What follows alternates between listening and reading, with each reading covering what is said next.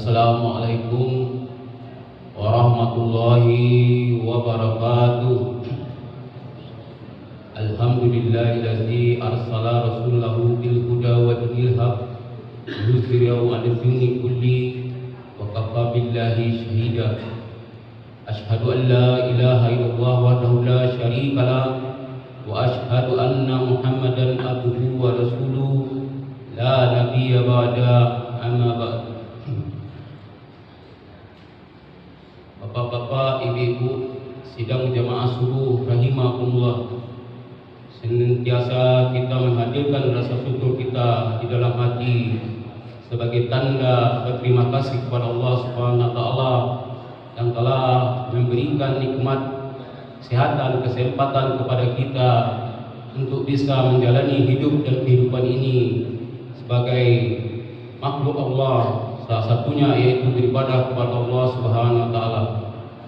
Selanjutnya salawat dan salam semoga tercurahkan kepada baginda Nabi Muhammad sallallahu alaihi wasallam, karena beliau telah memperjuangkan agama ini sehingga hadir di dalam hati kita berupa iman dan Islam, sehingga kita tahu mana yang baik, mana yang buruk, mana yang halal, mana yang haram, pedoman bagi kita dalam menjalani kehidupan ini.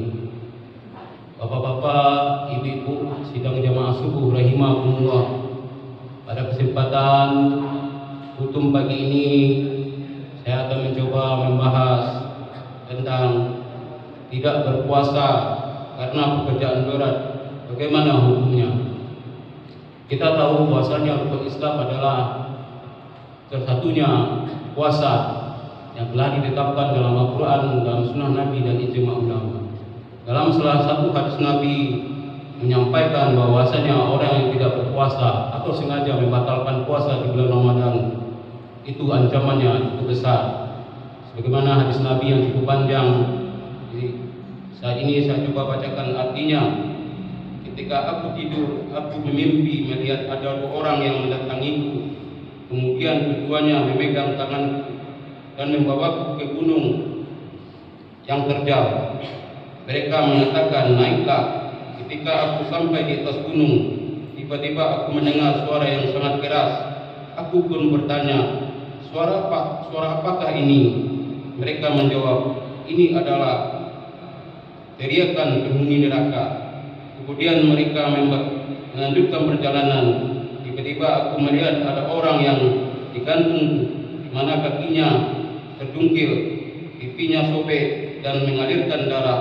Aku pun bertanya, siapakah mereka itu? Kedua orang itu menjawab, mereka adalah orang-orang yang berbuka sebelum waktunya, yaitu meninggalkan puasa. Mereka membawaku melanjutkan perjalanan. Tiba-tiba ada beberapa orang yang badannya bengkak, baunya busuk, dan wajahnya sangat jelek. Aku pun bertanya, siapakah mereka? Kedua orang itu menjawab, mereka adalah pelaku pezina lelaki dan wanita. Hadis riwayat Ibnu Hibban, Al-Hakim dan Huzaimah. Dari hadis ini para ulama menyimpulkan bahwasanya bagi orang yang meninggalkan puasa dengan sengaja tanpa udzur syar'i, yaitu diberikan ancaman dosa besar. Sementara Imam Mazhabi dalam kitab Al-Kabairnya, itu dosa besar, menggolongkan orang yang tidak berpuasa ke dalam kelompok yang keenam, yaitu dosa-dosa besar yang keenam. Itulah ganjaran bagi mereka yang tidak berpuasa di bulan Ramadan atau sengaja meninggalkan puasa di bulan Ramadan.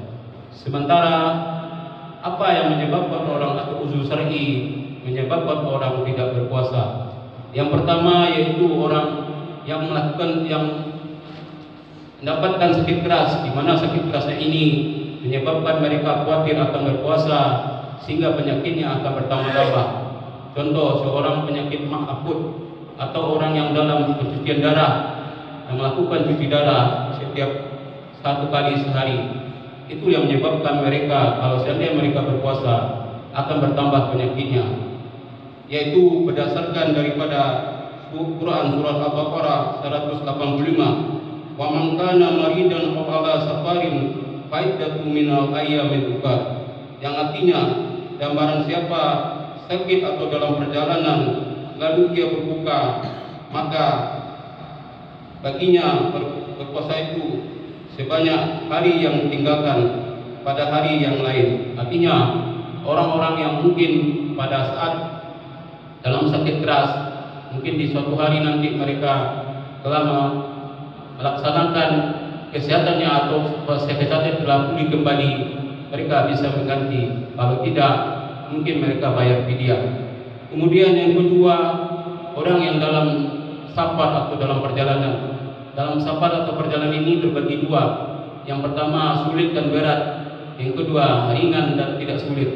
Artinya orang yang melakukan dalam perjalanan yang telah tergolong kepada perjalanan di mana mereka bisa meninggalkan puasa atau membatalkan puasa, sebagaimana dari ayat tadi bahwasanya orang dalam perjalanan bisa meninggalkan puasa. Akan tetapi para ulama khilaf mengenai orang yang ringan dalam perjalanan yang tidak berat, artinya di mana mereka masih bisa dianggap bisa berpuasa.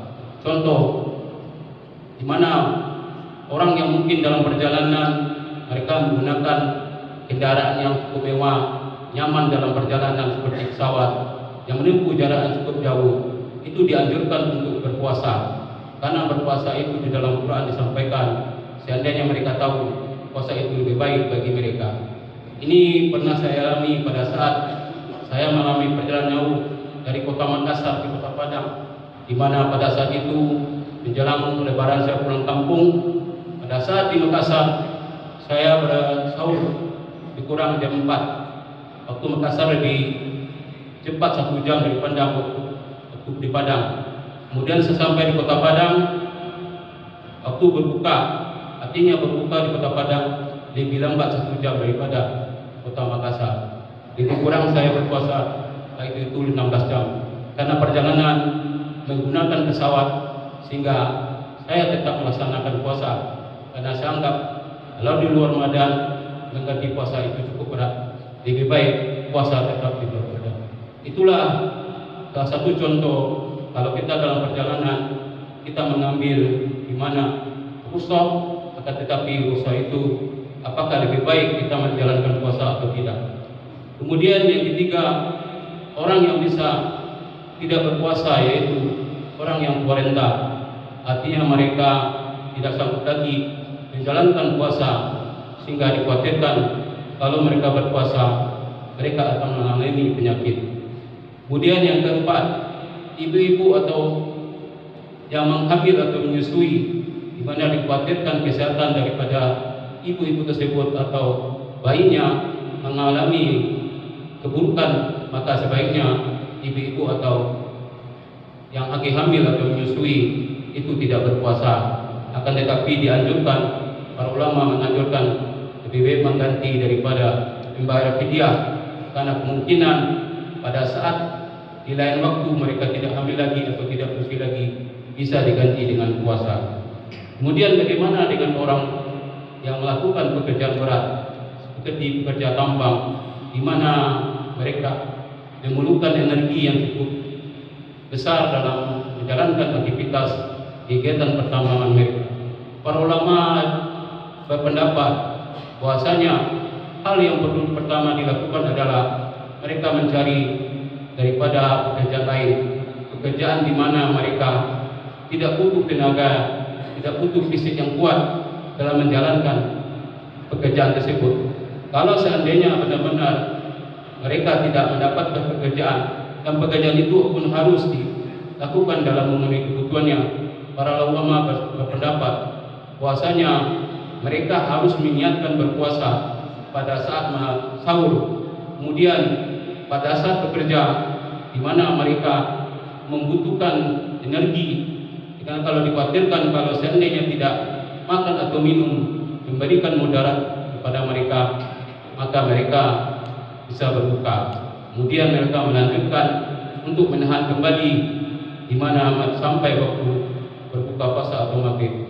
Itulah kesimpulan ulama, puasa yang terpenting adalah mereka harus meniat diri dulu sebelum melakukan pekerjaan.